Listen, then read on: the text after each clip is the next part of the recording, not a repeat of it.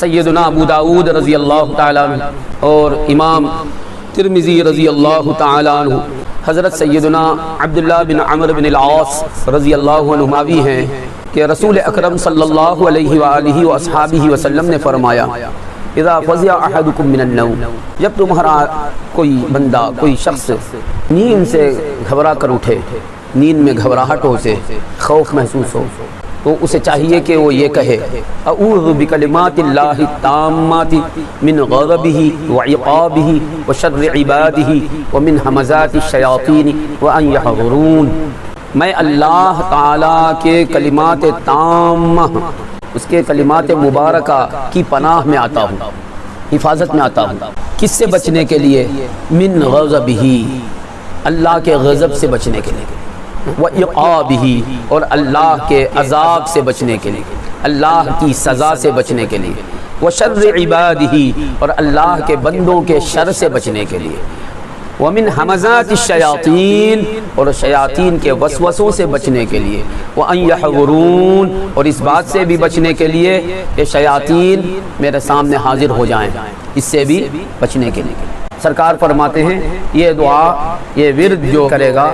وساوس سے، شیاطین کے شر سے، آفات و آلام و مصیبات سے بندہ محفوظ رہے گا اس ورد کی وجہ سے۔ تو تین چیزیں، اللہ کے غضب سے بچنے کے لیے، اللہ کے عذاب سے بچنے کے لیے، اور اللہ کے بندوں کے شر سے بچنے کے لیے۔ دیکھیے ترتیب بتا رہی ہے کہ بندوں کا شر تیسرے درجے میں ہے، اللہ کا عذاب دوسرے درجے میں ہے، اللہ کا غضب پہلے درجے میں ہے۔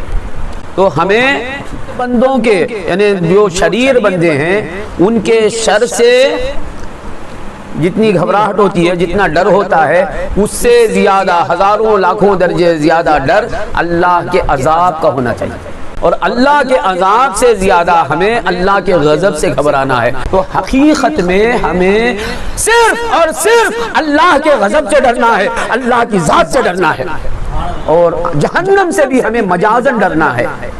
اضافتاً ڈرنا ہے۔ اللہ کا عذاب ہے، وہ اللہ کا حکم ہے، اللہ تعالیٰ اس کے ذریعے عذاب دیتا ہے، اس لیے ڈرنا ہے، ورنہ ہمیں حقیقت میں جہنم سے بھی نہیں ڈرنا ہے۔ حقیقت میں ہمیں صرف اور صرف اللہ تعالیٰ کے غضب سے، اللہ تعالیٰ کے منہ موڑ لینے سے، اللہ تعالیٰ کے نفرت سے ڈرنا ہے، اللہ تعالیٰ کے بیزار ہو جانے سے ڈرنا ہے، اللہ تعالیٰ کی لعنت سے ڈرنا ہے، اللہ تعالیٰ کے غصے سے ڈرنا ہے۔ اب ہوتا کیا ہے، اللہ کے غضب سے ڈرتے نہیں، اللہ کے عذاب سے ڈرتے نہیں، رات و دن بندوں سے ڈر رہے، وہ ہم پر جادو کر دے گا،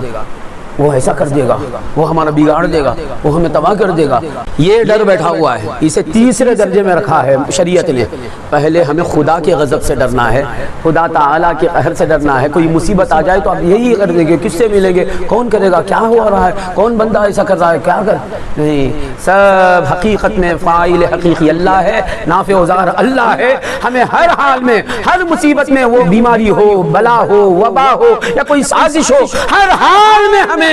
اللہ تعالیٰ کی پناہ میں آنا ہے، اللہ تعالیٰ کی طرف رجوع کرنا ہے۔ تو یہ ایک معنی یہ ہے کہ نیند سے گھبراہٹ ہوتی ہے تو انہیں یہ ورد پڑھنا ہے۔ دوسرا، یہ ساری زندگی ایک نیند ہے،